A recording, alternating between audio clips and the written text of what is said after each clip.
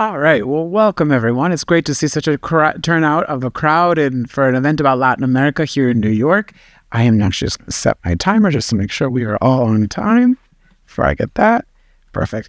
My name is Mateo Cervels. I am a principal analyst and journalist at eMarketer. We cover digital marketing and e-commerce trends globally, and I oversee all of our Latin America coverage. And as they mentioned in the introduction here, Latin America is a very complex region. I always say it's not for the faint of heart, but it is a region with an immense amount of opportunity to be had. And especially for the brands that have cracked that, all the complexities of that, it is truly a market where you can shine and find great success. So today I am very happy to be welcomed by Ana Pereira, who is a global executive with over 20 years of experience in consumer products, licensing, and international brand and product development. During her role at Spin, she oversaw the commercial strategy, product distribution, and brand expansion across multiple markets. And to my right as well is John LeBaron. John runs the SaaS and services business units for Pattern and oversees all global go-to-market activities for the company and its partners. So today, we're going to take a stab at a few different topics within the Latin America ecosystem.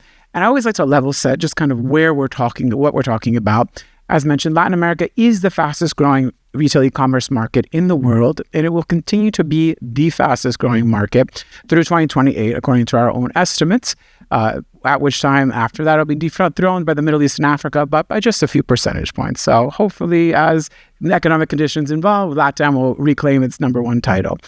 Not only that, with that immense growth, e-commerce sales will more than double between 2024 and 2030. So by the end of this decade, it's going to be a market worth over $335 billion. Now, pales in comparison to, say, China or even the U.S., but for a market, $335 billion is certainly nothing to sneeze at. And in terms of cross-border growth as well, we see obviously digital marketplaces in the region are a primary sales channel, Mercado Libre, Amazon as well in certain markets. But we also see a strong rise in interest in consumers in using cross-border and international websites. Alibaba, Shopee in Brazil especially, Shein, Temu, etc. So there are plenty, the appetite is there by the consumers, and it is very exciting to see.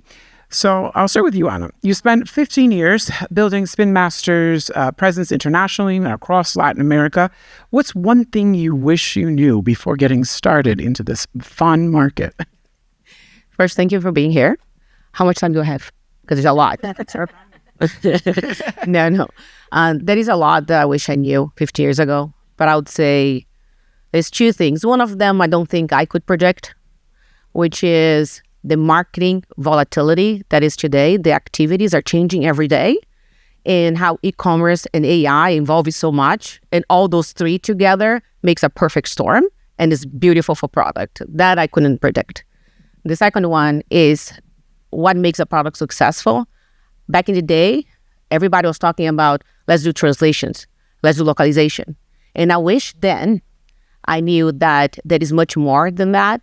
That is the value the consumer will give to the product, the attachment, the emotional connection, the trends that makes much more a product successful than it was before.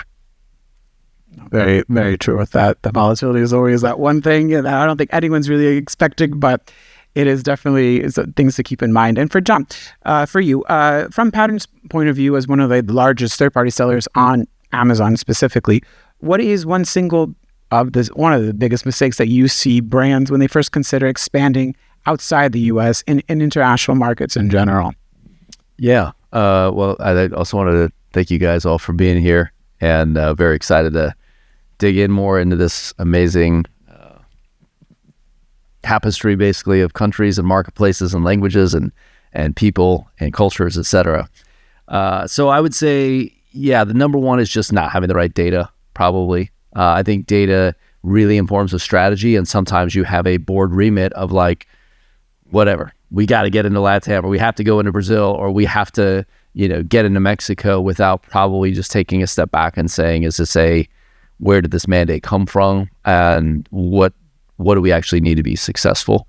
And I think, as was mentioned a few minutes ago in the beginning, like finding partners that you can really take a step back and really evaluate, get access to that data to make an informed decision. Quite frankly, sometimes it's better to just double down in the U.S. Sometimes it's better to go to Canada. Sometimes it's better to go to Germany. But LATAM, to your point, is growing very, very quickly. And there's certainly tremendous opportunity, but there is also tremendous risk if you don't know what you're doing. So.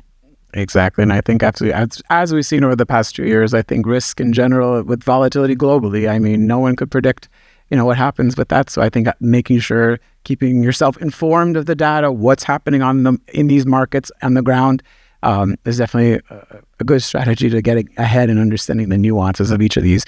And as you were talking about data and understanding the different markets itself, who can really expand into these markets? Like, what does that right profile look like in terms of that, making that decision to expand?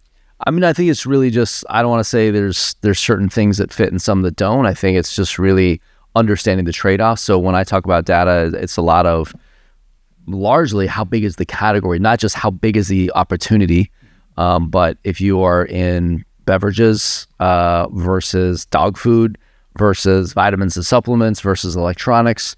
It's not just the size of the prize, so to speak, the regulatory hurdles for each of those, the penetration of e-commerce, the GMV that is going through your category, the competitive dynamics, who is actually winning? Do you have a fractured kind of set of competitors there, or do you have one behemoth that owns a bunch of the market? What does brick and mortar look like in that space, and how fast is that transition happening away from brick and mortar to e-commerce? What is the fulfillment infrastructure in those given countries, and what is expected? How much of the marketplace is doing that fulfillment versus how much is expected to be done by the brand themselves or finding these types of partners? And again, I can't really overemphasize what is the tax nexus or those types of regulatory hurdles that might get in. Do you have to have, where does manufacturing need to take place? Do you have to have co-ownership across any or joint ventures to be able to sell into these countries? So I think, the list goes on. We certainly have a lot of scar tissue in making a bunch of mistakes. And so honestly, we just like to be a good steward and help brands avoid some of those pitfalls. And I think that's the easiest way to do that. I want to add something to this too, because I agree with everything you're saying. Also, the product. Is the product different? Like, is your product going to make a difference? You have to use analytics to see how different you are, or you're just a me too. And if you're a me too, how are we going to get there? No, for sure. And I think with that differentiation and understanding the market nuances itself, Anna, I just want to take a step back in terms of like looking at the region as a whole. In your opinion, what makes Latin America such an attractive market for brands to expand? I have my personal biases and I can speak for hours for it, but I'd love to hear your opinion on, like, from a U.S. stand, for people in the room that are U.S. based, thinking about Latin America, what is that draw for them? Well, I agree with John. It's very risky. But the reward, I would say it is still a very young market. The consumer still wants more. The consumer wants what everybody else wants. We see a lot of the times, like with our product, people come to us and say, I don't have this, I don't have this, I don't have this. How do I get this product? Many vendors like bring in more, and like knock and others like, can we bring your product? So there is a need and there is an appetite to bring more product. And I think they are very passionate too. It is a community, very passionate. They would love to explore more. And right now, like you're saying, it's much easier to go someplace else. So there is this untapped market. When we use the right tools in Spin Master, for example, we are able to grow the market more than the regular because we found a way to get to that consumer. Mm-hmm. No, exactly. And so you're understanding that consumer, and then what kind of tools, like what is like that process to identifying that market? So, I mean, obviously product fit, category growth, understanding all the different nuances with that. But as that first step, understanding the opportunity, and now... I think my first step, because I'm a product person. Yeah. You need to find the uniqueness of your product. That's the most important thing. Is your product unique? What is your story? What is the connection with the consumer? If your product is unique, how are we going to get there first? Choose the best e-commerce site. Choose the best analytics to get in front of the consumer. If you are me too, it's okay too. But if you are me too, it's going to be harder because there's so many. make sure that you get that first. So that'll be the first thing. It would be like find the right product. The second thing is a roadmap in which country to go first. In my case, what we used to do is Brazil is the hardest with all the requirements and all the laws and tariffs, but it's bigger, it's rewarding. So Brazil is the one that we try to go first. In Mexico as well, but I'm talking about Portuguese and Spanish. And after that, we follow Argentina and Colombia. So we'll create a roadmap.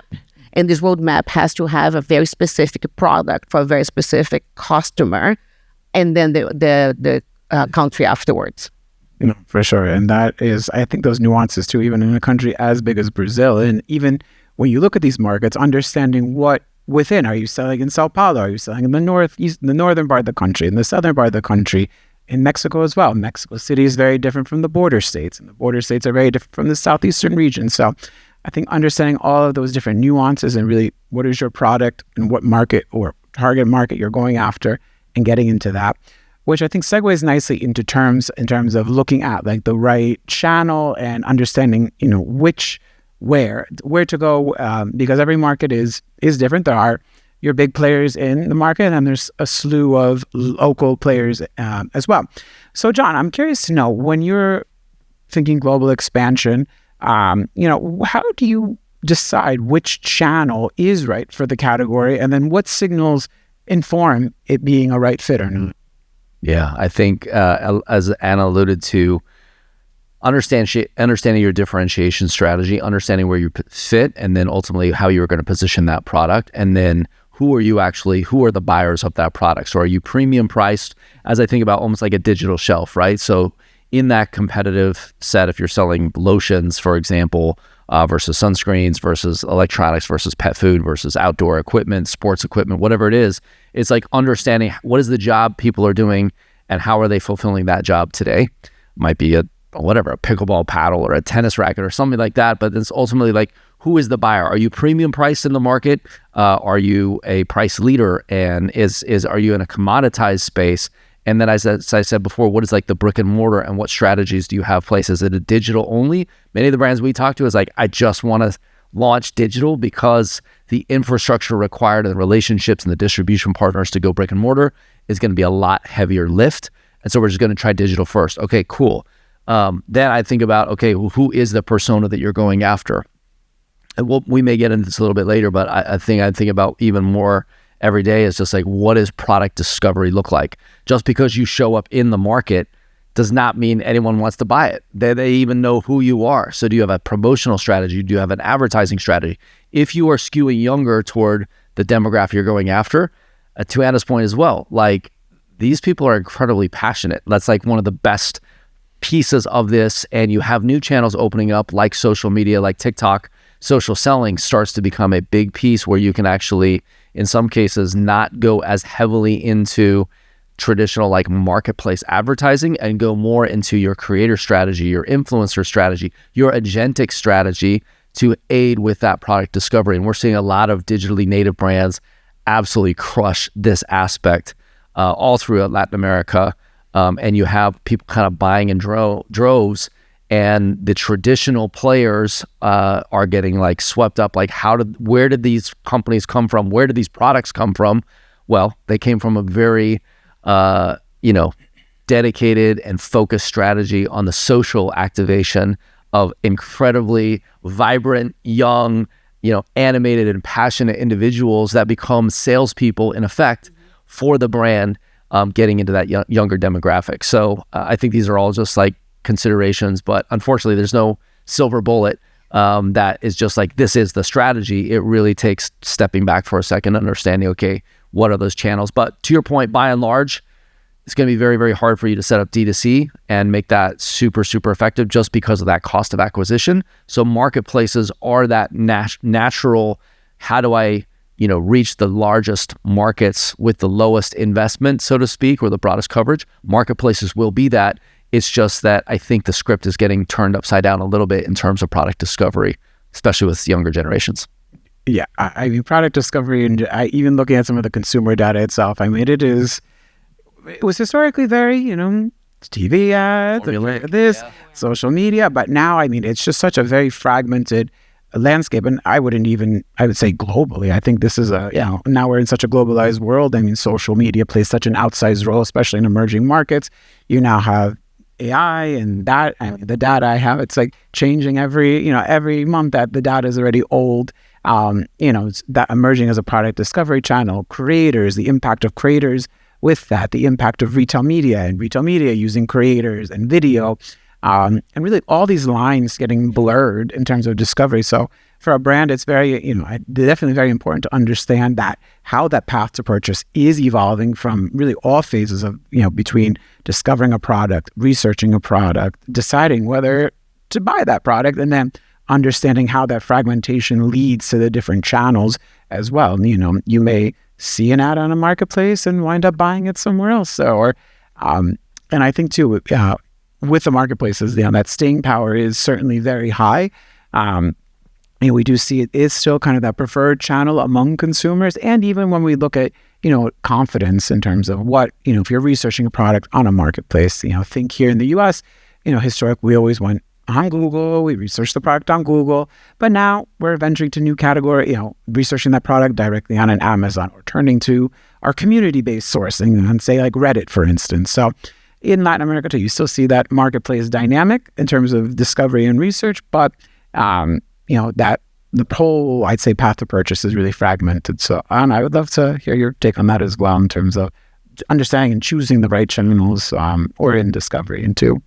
So John mentioned that I totally would choose the country that has the most advanced e-commerce, because to get a product in the market's really hard. So the channels, I would start with e-commerce more than anything else. But we also I believe that is a combination between brick and mortar and the e-commerce, if you can. The experience in Latin America is still very valuable. The consumer likes to go to activities and feel and experience the product firsthand, and then go back and buy online, for example. We see a lot of because I come from a toy industry, we see a lot of using it, trying it, liking it, going home, search the cheapest one and buy online. So I still think that there is this 360 marketing that we always put after the product to make sure that we reach the consumer everywhere. I don't know if you guys know this, but Brazil is top 3 in usage of Instagram and buy and shop on Instagram. And we use a lot of Instagram influencers to do our brands. So the connection between the social, the connection between the in-store, even displays that it's old school, it still makes a huge difference when you walk by a store. So all 3 together, I would say they're still very valuable. I'm so glad you brought up that Instagram number too. Even I look at the social numbers as well. In terms of time spent and time with video, I think Brazil is actually, if I'm not mistaken, number 2. So in terms of social media, 14, 15 hours a week. So with short form video specifically, almost 10 hours per week consuming short form social video. So anything on Instagram videos, all that short form video. So it is a very highly social market. Yeah. Any Brazilians in the audience want to confirm or deny how much 10 hours it was? All right. There you go. Yes. It's all good. It's all opportunity, I say. So, and then with that too, I guess, John, so how do you make then that cross-border strategy coexist with that local presence or a direct-to-consumer store? Essentially, do they compete or reinforce with each other? How do you see that working? Yeah, I mean, I think Anna's the one that's been running an awesome brand, so I'll kind of defer to her a little bit. But I will say, even though we're talking about a lot of the complexity and the risks, the other side of it is there's a lot of advantages to the way that how commerce is basically evolving, right? So you can actually learn and reverse engineer through these different channels basically and gain a tremendous amount of data that was not there before. So I feel like if you have access and some Smart Scout and Nubimetrics and some of these other folks here, and I'm sure that Knock Knock will make a ton of introductions if you want, but I think about product research and product discovery. First and foremost, it's never been a better time as a brand to get very pointed, sharp, critical but also proactive feedback on the products that you are selling in this region. And I would say the crown is going to go to the products and the brands that understand the concept of like social listening and getting feedback, or preemptively divining feedback through reverse engineering, these LLMs, to be able to understand what do people not like about the traditional sunscreen, or more probably specifically, a bunch of like bozo US brands that like went down and just tried to peddle the same product that they've been selling in Canada. It's like, oh, let's just try to sell this in Brazil. Well, it may not work. You have different skin types. You have different, like the sun is very, very different down there. Just literally like the climate is very, very different as well. So then you're like, okay, how can I basically reverse engineer what all the LLMs and the questions that people are asking, as well as literally use AI to go into all of the different Instagram channels or sponsored ads, or even go into the search data on the marketplaces themselves to be able to, like, what do people not like? And you do have awesome brands, even in the US, that have done stuff like this, like Supergoop totally revolutionized, I would say, like or turned on its head this concept of like, what should sunscreen look like, feel like, apply like. And so I think there's never been a better time and more opportunities for brands to really dig into that. And so I guess bringing that full circle, the brands that are able to leverage this like omni-channel space, and then put in that constant feedback and iteration loop, and kind of just assume you're going to get it wrong probably. The first, like, no one just nails it. And so, but I think the brands that go in there humble and are like, hey, we're going to have a data first kind of approach and a customer first approach, those are the ones that also stand to gain from, as you listen to people, that passion cycle that I talked about earlier comes back full circle. And those are the people that might have been your biggest critics are now your biggest like proponents, because you actually listen and change the product and the brand itself. No, for sure. And I think that data, go ahead. Yeah, I just want to add something too. So this is one of the biggest challenges that I have is the retailer, brick and mortar, and the e-commerce, fighting. Who's going to get it what? So we use two types of strategy to define very clearly. Yes, that is the commodity and that is the everyday buy. But we're trying to do price structure. We try to do portfolio management as well. Works really well. Even in the US with Target, with Walmart, we make sure that we have a line for Walmart, a line for Target. In Latin America, we have a line for Falabella, we have a line for He Happy, we have a line for Amazon, we have a line different for everyone, because they will compete with each other. They will have the same product, and the products will have different prices. But if they have a line or a segmentation or something that differentiate a little bit the two, they can complement each other, because when you go to the brick and mortar, you need the online to educate you about your product, and you need the brick and mortar to try and to touch. There's a lot of consumers still in Latin America that like to go and then feel the product. Yeah, and definitely that in-store experience too is always building that trust, obviously. And I mean, yeah, you see the product, you can ask questions to it. Even in Brazil, I think it's an interesting case. Some of the ones you have, like the sales associates as well, kind of like, very involved. I think like Magazine Luiza, for instance, like very involved sales associates. So it creates that, that the store manager with your local clientele, and really building those personal relationships, which builds for that. But yeah, then even too, as we look at e-commerce as well, as one of the things I always like to say is as well, yes, Latin America is the fastest growing. Yes, e-commerce is growing. I mean, it's still across all regions, strong double-digit growth.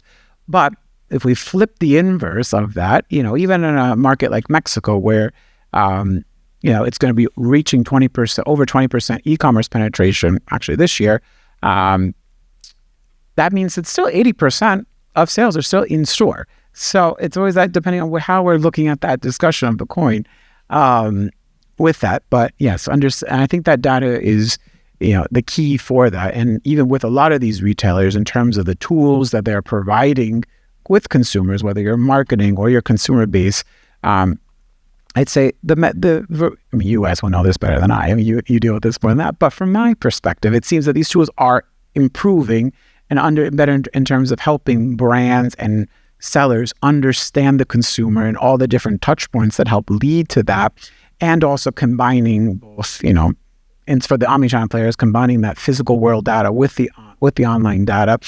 And I think one of the very interesting things with Latin American retailers in particular. Here in the US, we kind of have that delineation between kind of the banking providers and the retailers kind of separate. I mean, you may have a Macy's credit card, you might have a Home Depot credit card, but a lot of these retailers or in the e-commerce players, Mercado Libre, Rappi, Falabella, have that banking component as well. So in theory, if you not only do these retailers understand what they're buying online and how they're researching it, there's also then their general spending and their banking habits. So that is also a very other important component as brands are trying to understand, how is, what does this consumer intent look like and purchase intent, and understanding how different segments of consumers are spending. So I think that is a very powerful tool. And as we enter these markets, understanding kind of how to best navigate these nuances for that. But beyond choosing the right marketplace, what are some other tools and strategies that have made, say, cross-border expansion really possible? And where do you see kind of the biggest gaps that need to be filled? I know you mentioned some challenges as well, but if there's anything you'd like to add into that. Well, I mean, I think back to the comment earlier, like what a time to be alive. Like there's never been a better time actually to go into LATAM. I think historically, one of the biggest challenges that we see with brands, almost going into any market, but I would say particularly in LATAM, is just localization, right? And like, what does it actually mean to be localized? And I think traditionally brands have thought, oh, I just need like someone to translate this stuff, or I need someone to like switch up the imagery. Well, in a world that's super dynamic and increasingly AI driven, you have to be a lot more than just like titles and bullets and descriptions that speak to those customers.